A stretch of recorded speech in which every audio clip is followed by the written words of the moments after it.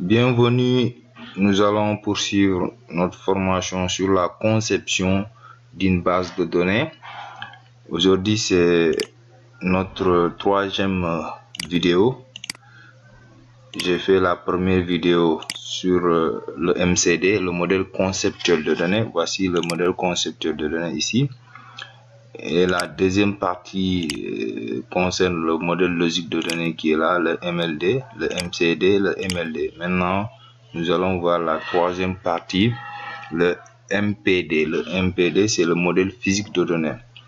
Donc, c'est une suite logique. Pour avoir le MLD, il faut d'abord créer le MCD. Et pour avoir le MPD, le modèle physique de données, il faut avoir le MLD, le modèle logique de données. C'est ça. Donc, nous allons poursuivre. Voilà. Donc, si vous avez raté les deux vidéos, allez regarder. Je mettrai le lien dans la description pour ces deux vidéos, la création du modèle conceptuel et le modèle logique. Donc, sans plus tarder, pour générer le modèle physique, vous venez ici au niveau de outils. Après outils, vous descendez ici. Voici les trois modèles: générer un modèle logique de données, générer un modèle physique de données, générer un modèle conceptuel. Donc ici, dans notre cas, nous allons choisir générer un modèle physique de données. Je clique. Voici la fenêtre qui s'ouvre. Option de génération de MPD, de modèle physique de données. Maintenant ici, nous avons le EZBD. Le EZBD, c'est le système de gestion de la base de données. C'est celui qui nous permettra d'accéder à la base de données. Donc ici j'ai un schéma qui résume ça. Je vais vous montrer. Voici le schéma du EZBD. Ici nous avons les utilisateurs qui sont là. Ils interagissent avec le système, le serveur, pour accéder à la base de données. C'est la base de données qui est là. BD, c'est la base de données. Donc ici, par définition, le logiciel qui permet d'interagir avec une base de données, BD, est un système de gestion de base de données, effectivement, EZBD. Donc, entre la base de données et les utilisateurs, nous avons le EZBD. Donc, c'est juste une petite parenthèse pour vous faire la compréhension du EZBD. Maintenant, ici, il faut définir votre serveur. Moi, je veux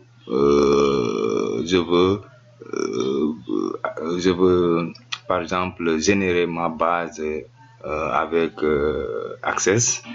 Donc, pour vous allez choisir le serveur approprié. Moi, je voulais le serveur Microsoft Access. Donc je vais choisir ici Microsoft Access qui est là.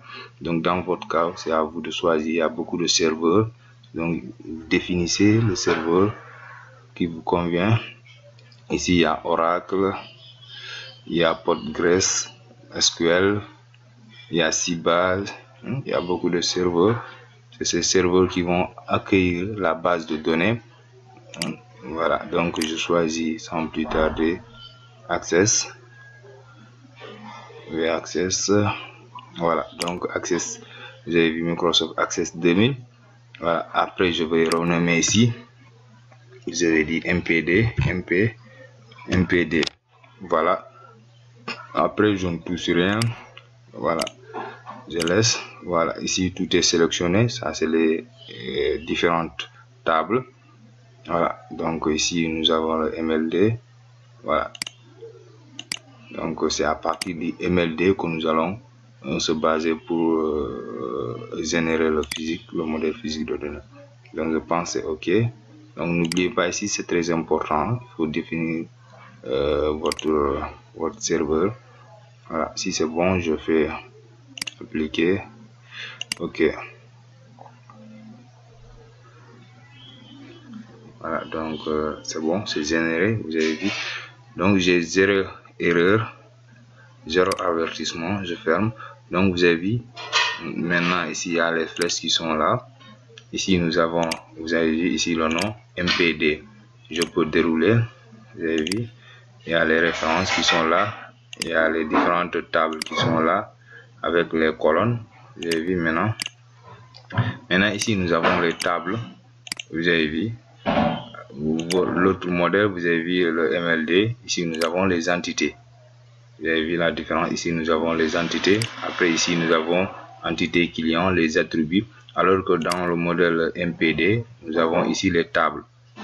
À l'intérieur nous avons l'entité client, la colonne, etc. Donc vous avez vu. Maintenant nous avons les trois modèles. Nous avons le MCD, le MLD, le MPD. Donc maintenant la conception de notre base de données est presque terminée. Maintenant ce qui reste c'est connecter la base de données, et générer ça au niveau du serveur, soit Oracle, MS Access, Postgres, MySQL, ça dépendra de votre serveur. Maintenant ici vous avez vu tout à l'heure il n'y avait pas cette icône là ici, le SGBD. Maintenant dès que je génère le MPD, le modèle physique de données, cette icône là viendra apparaître ici, c'est le SGBD. Dès que je clique sur le SGBD, vous avez vu, je peux générer la base de données à partir de là. Maintenant avant de générer la base de données, il faut d'abord connecter le SGBD. Donc le SGBD est entre les utilisateurs et la base de données. Donc les utilisateurs interagissent à travers les langages, les requêtes pour accéder à la base de données. Donc le SGBD, son importance, c'est l'intégrité, la confidentialité et la sécurité. Donc nous allons connecter d'abord. Je clique ici pour connecter.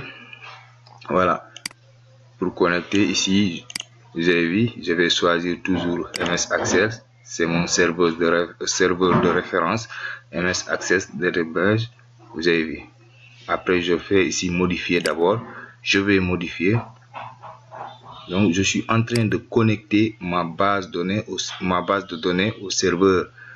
Après je viens ici créer. Maintenant je vais aller le stocker au niveau des SGBD. J'ai déjà créé un dossier espace de travail. À l'intérieur j'ai créé un sous-dossier SGBD.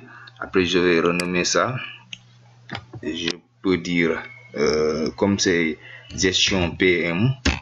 Toujours je continue avec mon sujet, gestion d'une PME, gestion d'une PME, voilà, petite et moyenne entreprise.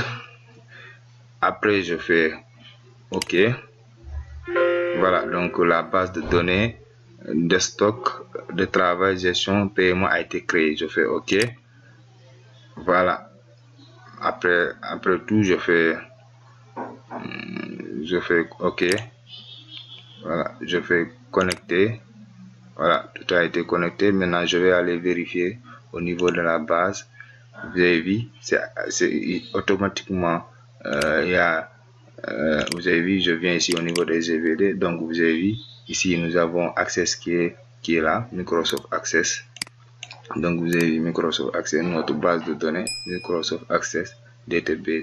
Donc c'est à partir je vais aller ouvrir. Dès que j'ouvre Microsoft Access, je vais accéder à ma base de données. Donc c'est à partir de là-bas que vous allez saisir les informations au niveau des tables et faire des requêtes, et faire beaucoup de choses. Voilà. Donc maintenant je ferai une quatrième partie. Voilà, donc nous allons s'arrêter ici. Je vais m'arrêter ici et je ferai une dernière partie, la quatrième partie, pour vous montrer comment maintenant générer la base de données. Maintenant ici pour générer, on vient au niveau de SGBD, générer la base de données. Donc nous allons voir ça lors de la quatrième vidéo. Voilà, donc c'est tout pour aujourd'hui. Et n'oubliez pas de s'abonner et surtout activer la cloche de notification. Je publie chaque instant des vidéos sur des nouvelles thématiques. Donc voilà, merci et ciao.